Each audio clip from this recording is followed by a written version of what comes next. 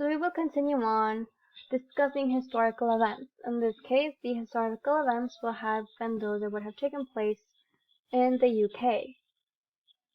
So first we start off setting ourselves in Victorian Britain.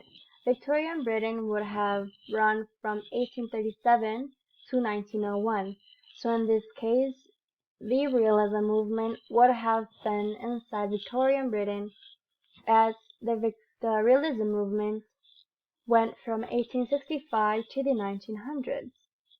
So, especially in Victorian Britain, there was a big boom with the Industrial Revolution, as it powered Britain to global preeminence and initiated some sort of social reform. We begin with the year 1865, in which we start off with an English surgeon named Joseph Lister, who is known as the father of antiseptic surgery. He somehow discovered that you can use carbolic acid in an operating theater, or what we would know today as an ER or as an OR, an operating room, to clean wounds. He tried that on a 6-year-old and a 7-year-old boy. Next, we would have the women's suffrage movement. A committee to campaign for women's suffrage is formed in Britain. It is the first of many, and to the left we can see a picture of Mr. Joseph Lister and what would have been the scene of him trying said carbolic acid on the 7-year-old. Then we have what would be the women from this campaign of women's suffrage in Manchester, and what it will represent the impact it caused, as we see next to it, is an invitation for an annual meeting of the year 1894 for the so-called Manchester National Society for Women's Suffrage. We continue on to the year 1867. Here we have a new Reform Act, that extends to franchise working men in Britain, meaning that this act it was described by a Tory politician named Lord Derby. It was described as a leap in the dark, hence the image next with the man on the horse with the caption a leap in the dark, So it allowed all men of urban and rural areas to vote. So it added approximately 6 million people to the voting registers, in which would have been taken place in that time. Next we have 1872. Another similar act happens, except this is a secrecy ballot act. So this ballot act adds to the British electoral system the element of secrecy, meaning that before a lot of voters, we could say, were victimized for their choice when it came to voting, because there was no secrecy behind it. But with this secrecy ballot act, it remains a secret. It remains just how we know voting today. In terms of democracy, where the vote is secret and nobody can know who you vote unless you share the information, it was a similar dynamic back then with this ballot act. We continued to 1878 to 1881. 3 British armies invade Afghanistan. This began the Second Anglo-Afghan War. But in 1881, the British withdraw from Afghanistan with having achieved basically nothing, so they created a war for no reason. In other words, then we have 1879. The British once again march into a territory ruled by Cetshwayo, which launches the beginning of the Zulu War, or it can sometimes be found as the Anglo-Zulu War. So the British end up destroying Cetshwayo's kraal at Ulundi, and that ends the Zulu War, with the British coming out as victors. That we can see in the first image.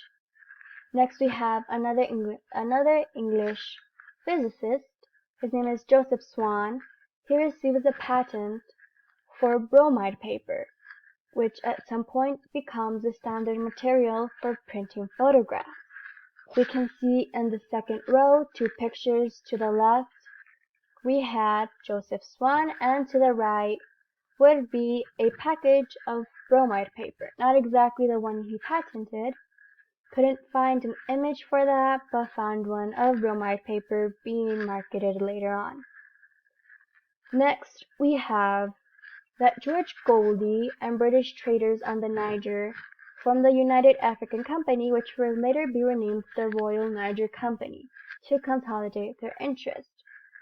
And the pictures in the third row to the left, we have George Goldie, and to the right we have a letter that would come from the Royal Niger Company. There wasn't a lot to be found in terms of images of the Royal Niger Company, but I did find that. Have 1881, it's a big moment for London. London's new Savoy Theatre is the first public building in the world, the whole world. No other place has done it except London's Savoy Theatre, to be lit throughout by electricity. So we see 3 pictures. In the first picture we see what would be the Savoy Theatre from the outside, and then the other 2 pictures would be the Savoy Theatre from the inside. If we look closely, we can see that there are lamps with lights, pretty decorative lamps.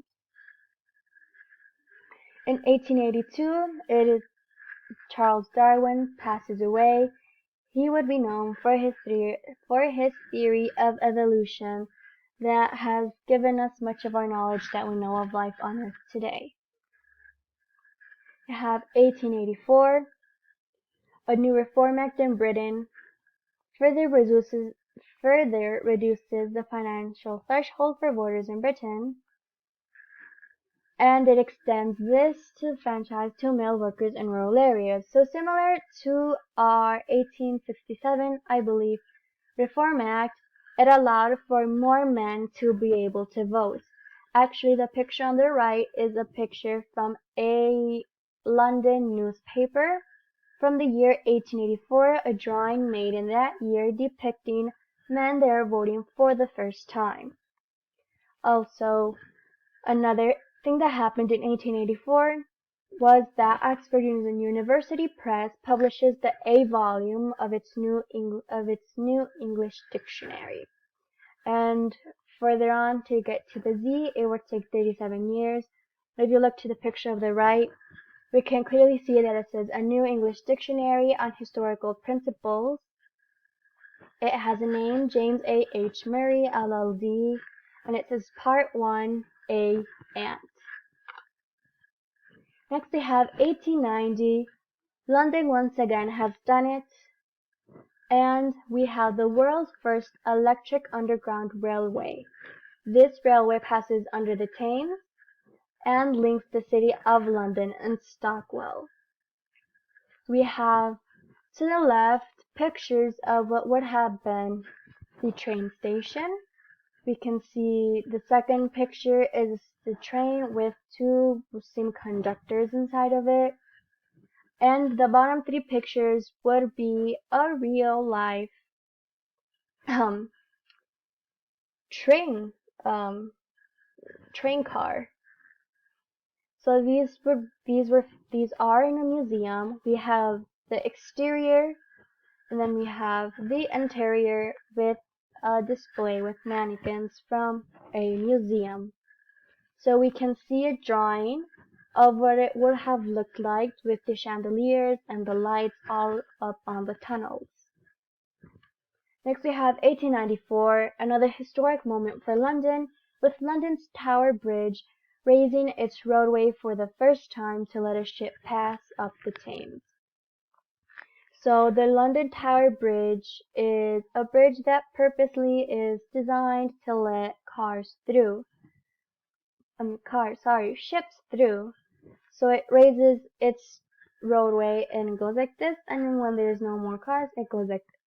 So to the left, we see pictures of the exact moment that day it happened.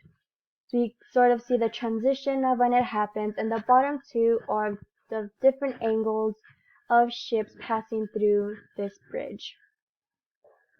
From 1901 to 1910, we have the end of the Victorian period.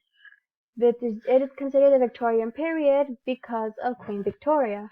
So considering that Queen Victoria passed away in 1901, her period has come to an end.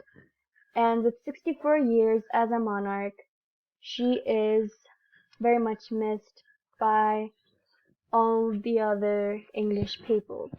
But who steps up to take the throne is Queen Victoria's eldest son, Edward VII, at 59 years old. His reign commences then.